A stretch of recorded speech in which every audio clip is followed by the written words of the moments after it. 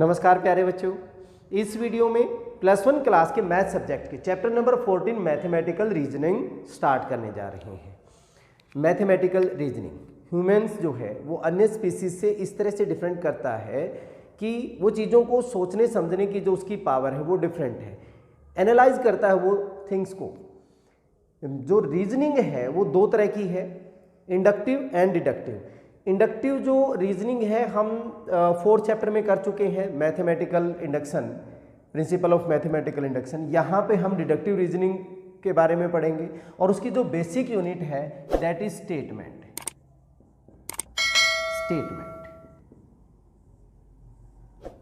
अब कोई भी सेंटेंस मैं कहूँ इन 2003 प्रेसिडेंट ऑफ इंडिया वर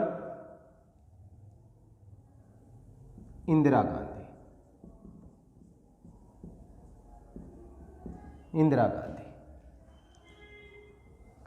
और एक और लिख लेते हैं, elephant weighs more than human beings। अगर हम पहली स्टेटमेंट के बारे में पढ़ते हैं, पहली सेंटेंस को पढ़ते हैं, इन 2003 प्रेसिडेंट ऑफ इंडिया वर इंदिरा गांधी। इंदिरा गांधी नहीं थी, उससे पहले डेथ हो चुकी थी, तो ये हमारे पास क्या है, फॉल्स है। ये सेंटेंस हमारा फॉल्स है, हमें पता है, डेफिनेट है ये चीज। Elephant weighs more than human beings, yes ये ट्रू है, मीन्स इसके हम इन सेंटेंसेस में हमें कोई कंफ्यूजन नहीं है। कुछ गलत हो सकता है, कुछ सही हो सकता है। जब किसी भी सेंटेंस में कोई कंफ्यूजन ना हो, वो ट्रू है, फॉल्स है, अगर ये क्लियर हो कि या तो ये ट्रू है या फिर फॉल्स है, दोनों चीज़ें नहीं होनी चाहिए, एम्बिग्युइटी नहीं होनी चाहिए कि हो भी सकता है नहीं भी हो सकता। तो जब श्योर है कोई sentence then it is called mathematical statement. If a statement is either true or false, then it is mathematically acceptable statement।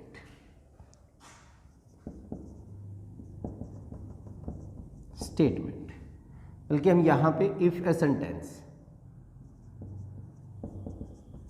कहें, if a sentence is either true और false then it is mathematical acceptable statement, ये हमारे पास statement होगी। But हम यहां पे कहें, अगर हम एक सेंटेंस लेते हैं, x sum of x and y is greater than 0, ये ट्रू हो भी सकता है, नहीं भी हो सकता, क्योंकि अगर मैं x की वैल्यू -1 -2 ले लूं तो -1 plus of -2 that is -3 which is less than 0, greater than 0 नहीं है। बट अगर मैं x की वैल्यू 1 ले लूं, y की value 2 3 it is greater than 0।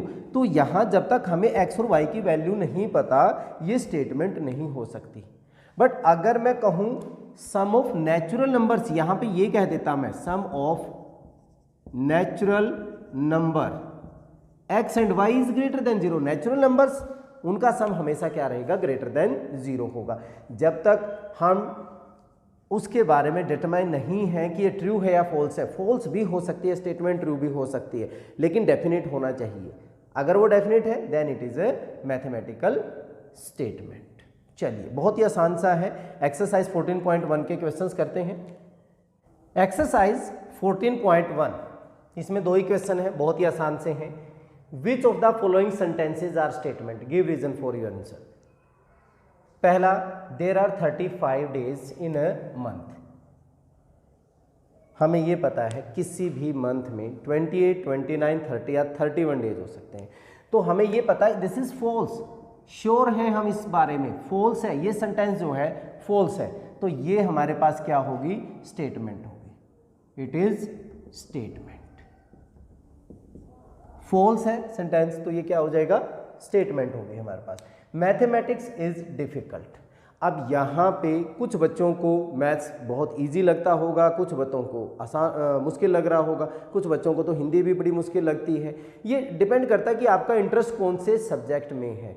कुछ के लिए वो डिफिकल्ट हो सकता है, कुछ के लिए नहीं। सो यहाँ पे हम नॉट श्योर, हम श्योर नहीं हैं, तो नॉट स्टेटमेंट, ये स्टेटमेंट नहीं हो सकती जहां पे आप श्योर नहीं है।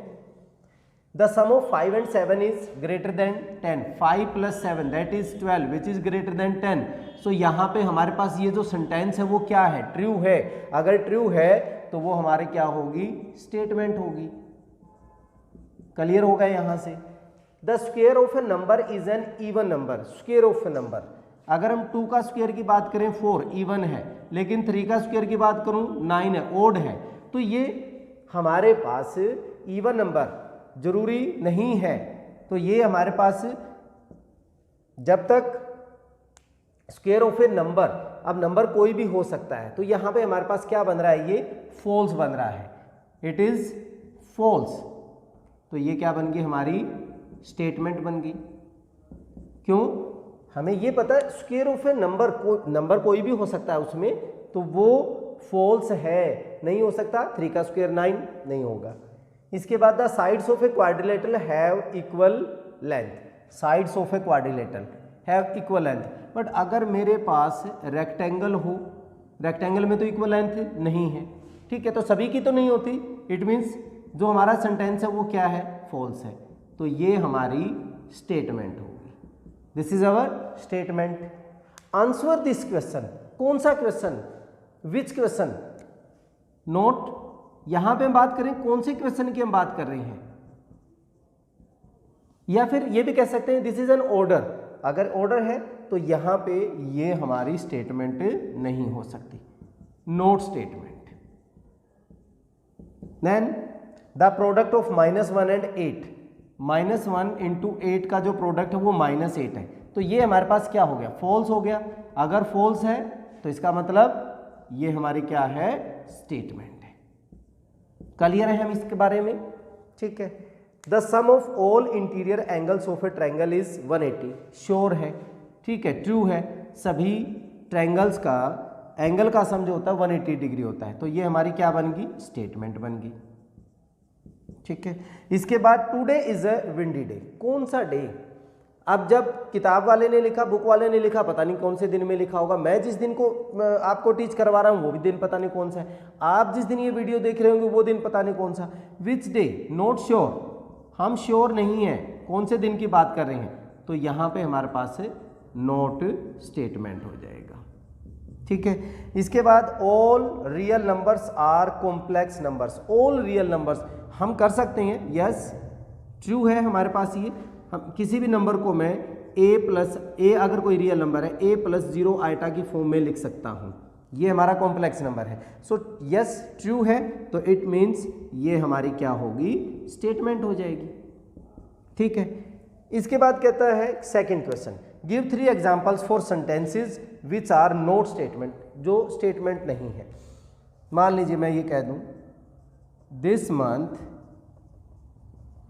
This month have 31 days. अब दिस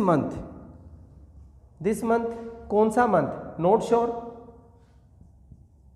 विच मंथ, हमें ये नहीं पता कि हम जनवरी की बात करें, फरवरी की बात करें, मार्च की बात करें। तो जब तक हमें ये नहीं होगा तो हम नॉट श्योर हैं, तो हमारे पास ये नॉट स्टेटमेंट है। ऐसे आप बहुत सारे दे सकते हैं। सेकंड,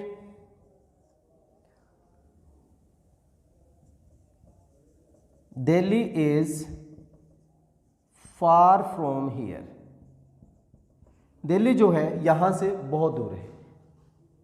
कहां से, फ्रॉम वेयर, फ्रॉम वेयर, कहां से हम बात कर रहे हैं। मैं अगर मोरनी हिल्स में बैठा हूँ तो मेरे लिए दूर हो सकती है। बहुत सारे बच्चे जो बिल्कुल दिल्ली में ही बैठे हों वो वीडियो देख रहे होंगे तो उनके लिए तो दूर है ही नहीं, वो तो वहीं पे है। एक कोई शिमला में बैठा है उसके लिए दूर है। तो हम यहाँ पे श्योर नहीं कह सकते, that is not sure, so not statement हो गया। इसके बाद थर्ड